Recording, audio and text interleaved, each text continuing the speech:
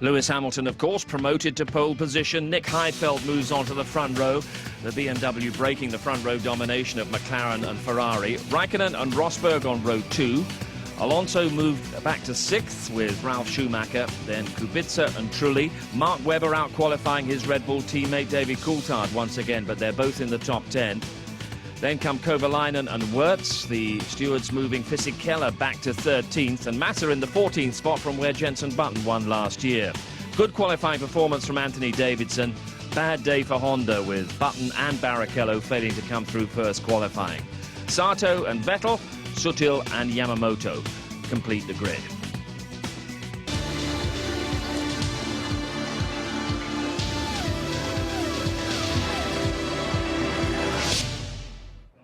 So that's the grid. 4th pole of the year for Lewis Hamilton.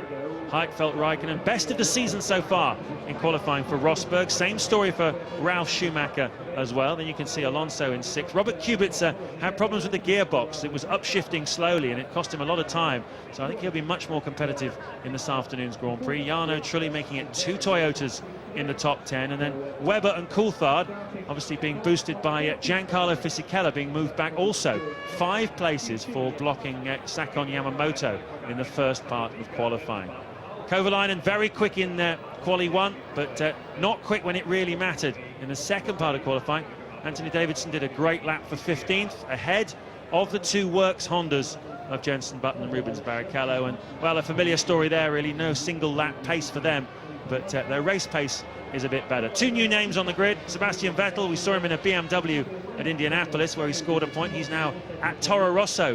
As the formation lap begins for the Hungarian Grand Prix, I want to say that these videos are not big ZD copy and paste like some people have been saying in the comment section, and I'm using my own footage for this Grand Prix, and I've been using my own footage for every single race I've done so far.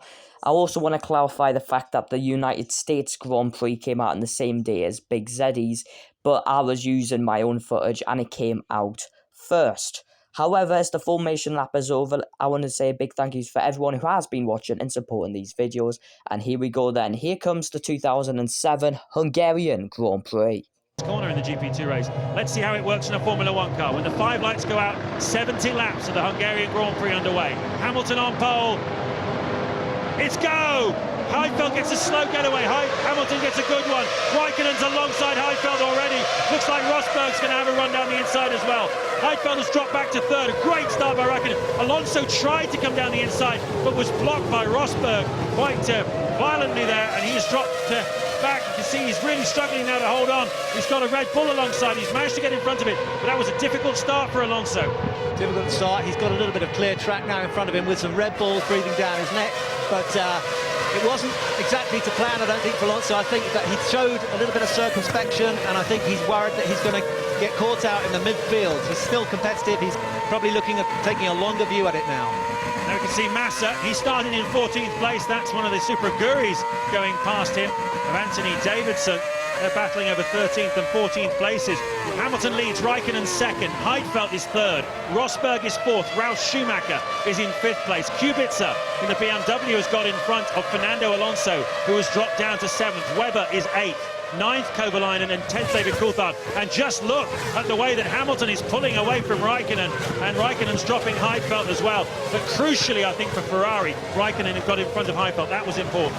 A sign possibly that he's a little bit hot under the collar, Alonso. He can get that way sometimes. Mind you, he's tucked right up underneath the Red Bull now. Closing. Up the inside he goes. Webber knows he's there. He's going to have to be fair. He doesn't put up much of a fight, Mark Webber. And Alonso carves his way through. Felipe Massa on the opening lap of the race. Massa down to 16th. Here comes Alonso, though, up the inside of Kubica. He really is on the move today, just showing when you really want to pass, you can. Kubica tries to fight back.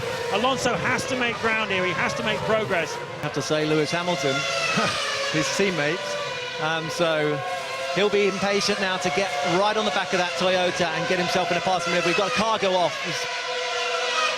Yeah, it's Sakon Yamamoto on his first race for the Spiker team. He did 7 Grand Prix last year in the Super Aguri.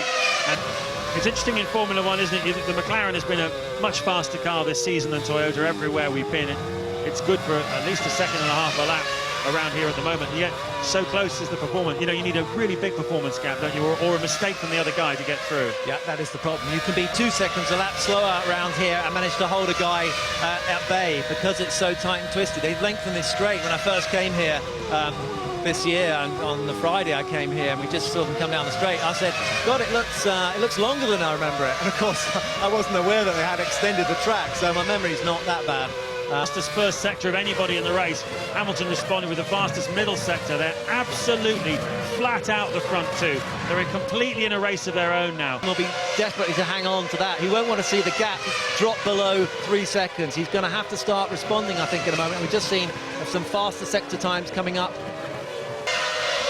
Riding on board with Felipe Massa, making little progress in a heavy Ferrari at the moment, down in 16th place.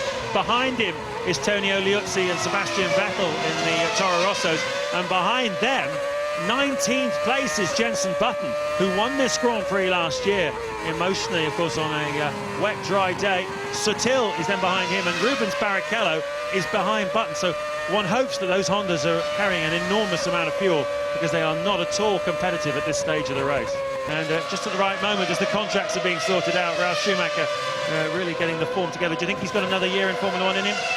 Coming out of the pits now and getting ready, just as we predicted. Lewis has built up a fantastic gap, 4.3, that's a good healthy gap. But it may be Alonso that's coming in. Could well be. We're told from our F1 ITV pit crew that we believe it is Fernando Alonso. There he is. Obviously the race director feels the same way, and in comes the reigning world champion from 6th place, 25 seconds behind the race leader. Nick Heidfeld pits from 3rd in the BMW. Rosberg also pits, so 3 of the front runners pitting at the same time. Heidfeld gets back out again. And what does Alonso do?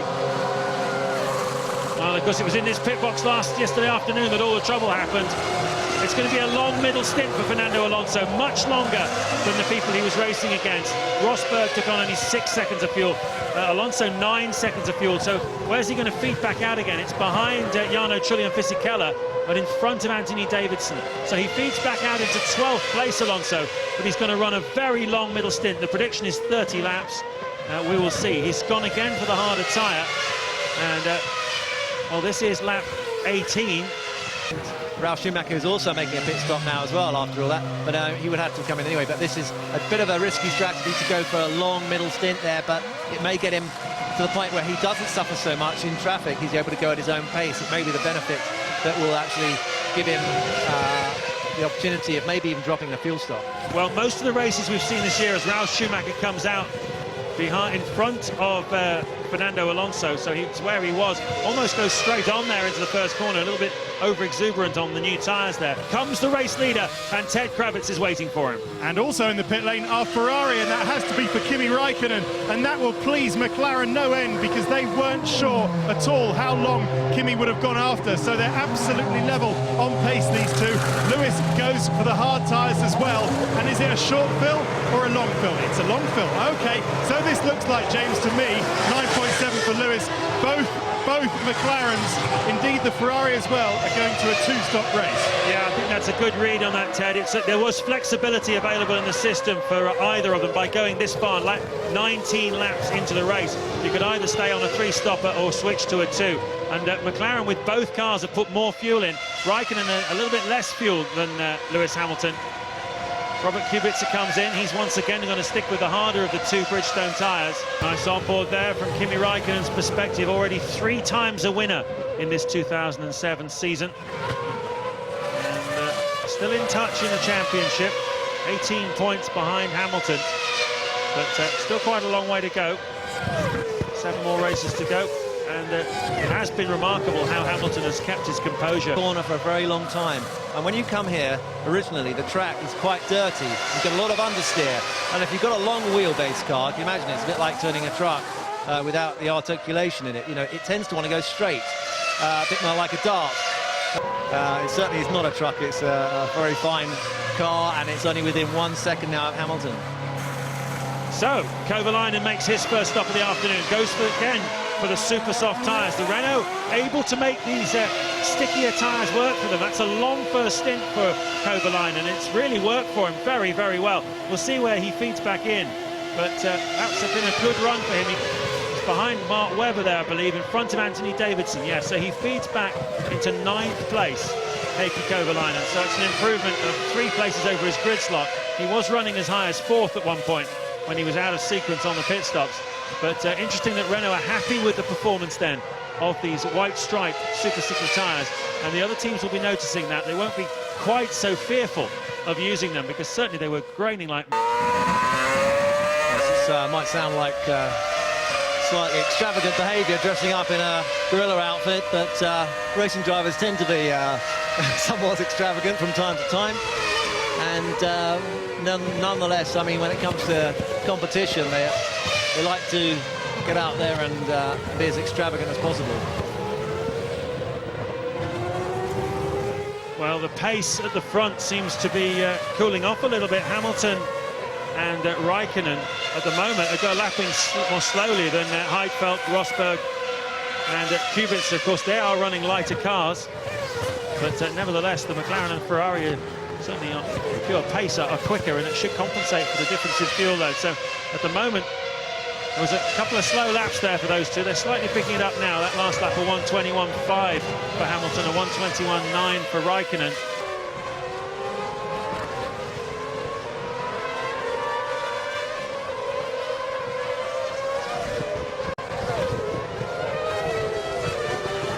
Here it is, Damon. Yeah, we can see there he is, Takuma Sato, happily going about his business. But what more can he do? You know, he's got to get round the corner. He's got to go as fast as he can. Hamilton, I think that was more a gesture of thank you very much. You know, this guy is he's quite generous, and even in this situation, he's managed to get through without too much difficulty. Yeah. Whoa! Alonso off the racetrack. Fernando Alonso trying to chase down Ralf Schumacher. The pits comes for Felipe Massa in the Ferrari. From 12th place. And of course, he was behind Sato in the opening stint. 6.2 seconds, quite a short fill to get him back out in front of certainly Sato, we would hope. He's had a few more laps than Sato to get in front.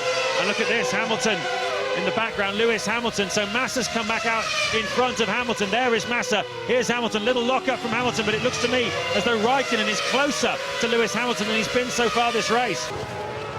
Still half the race to go here, and Ferrari's stronger than McLaren expected them to be on race day. Certainly in the form of Raikkonen. Oh, there's Button. We heard from Ted Kravitz he may be having some problems, and it looked like the rear wheels locked up a bit there as he went off the track. Yeah, it doesn't look too promising there, does it? I'd say that is a problem. Pretty obviously, he's out of the race. That distinctive colour scheme, the Honda World environmental message, no sponsor logos on there, the Earth Cream, as it's called. A number of people signed up to it. You can see all the writing on the car, people making pledges to raise money for environmental concerns. That's the order then, the top 8. Rosberg having made a second stop, the only one of the front runners to already make his second stop. As a BMW driver again for next year. Contract's up at the end of this year, but he's done a very good job this year, and no one doubts that he'll be confirmed. Looking backwards from Coulthard at Fisichella, going wide into turn 1. He came in around about the same time as Heidfeld first time round. Here's Kubica. Oh no, that's Anthony Davidson's beached it. What a shame. We're going to get a replay, I think. Yes, he's been pushed out wide. Oh, that was pretty severe. Well, that was not just... No, that was a pretty serious reason for spinning off, you have to say. Collided with Fisichella's Renault there quite heavily. It looked like it must have damaged the suspension. Yeah, the right rear suspension broken, so that's the end of the race for Anthony Davidson. Still battling with a Renault, no bad thing. Fisichella just made his second stop of the afternoon, and well, he collided with Davidson, so that's the end of the race for him.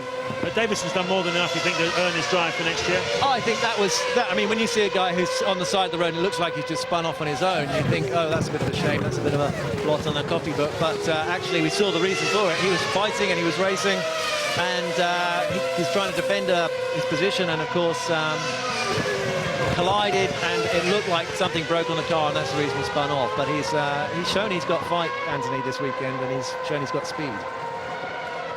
Well, one team that doesn't have speed anymore, doesn't have Scott speed, is Toro Rosso. We've got Tonio Liuzzi retiring for them. Slows the car down. The pit lane speed limit, 60 kilometres an hour, into the Ferrari box.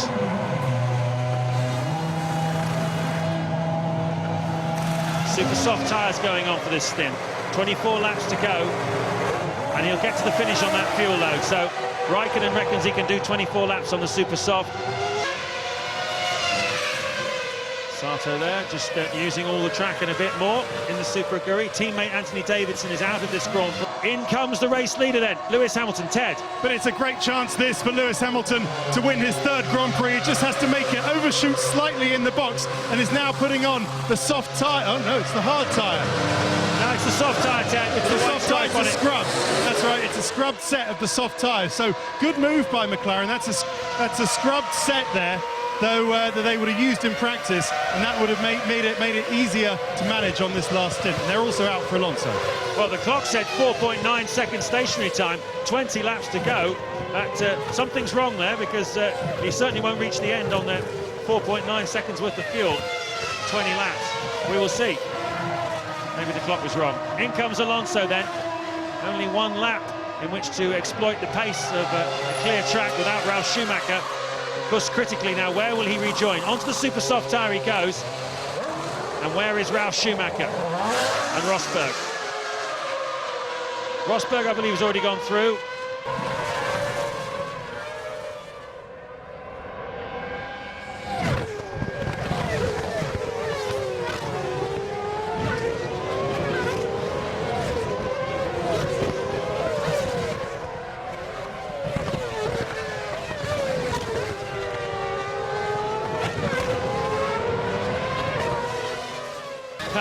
It's certainly not. Ferrari versus McLaren is a pretty hot contest at the moment, both on and off the racetrack, with the spy scandal bubbling away in the background. McLaren coming away from the World Council in Paris reasonably happy with the outcome. Ferrari absolutely horrified by it, and eventually an appeal has been called, so the story is not over yet, and I'm sure there's a lot more to come out. But on the racetrack here, it's been a very, very tense encounter between McLaren and Ferrari. Hamilton less than a second ahead of Raikkonen. Alonso, though, has run a slightly different strategy. He was tucked up behind Ralf Schumacher.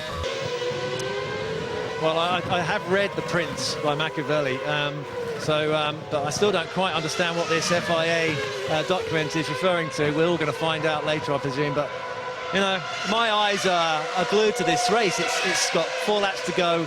Very tense situation. Look how close they are to each other. There's this invisible barrier between the guy in front. And Alonso goes wide.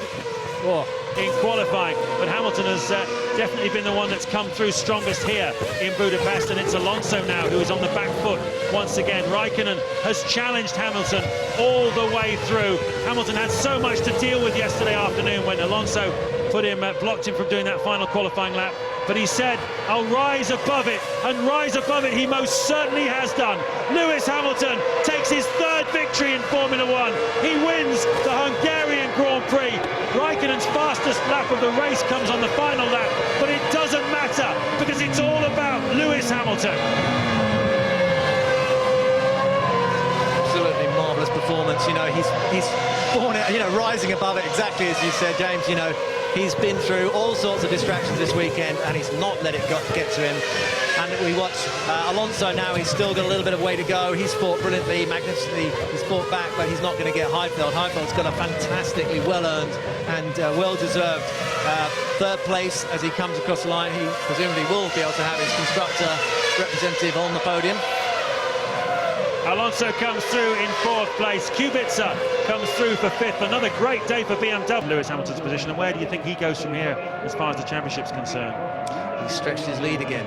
You know, he's recovered from that Nürburgring setback. You know, there was some criticism of him. He tried to overstretch himself, perhaps went on to the dry tyres a little bit too ambitiously, but he's learned his lesson, as he said he did at the end of that race. He said, you know, it's been interesting, I've learned something.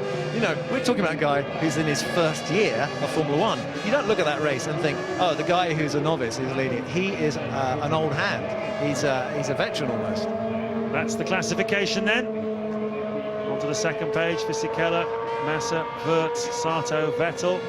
on his first run for Toro Rosso. Sutil keeping the Honda of Barrichello behind him, and Barrichello saying he certainly felt the pain. Have you enjoyed the experience of being up here, Damon?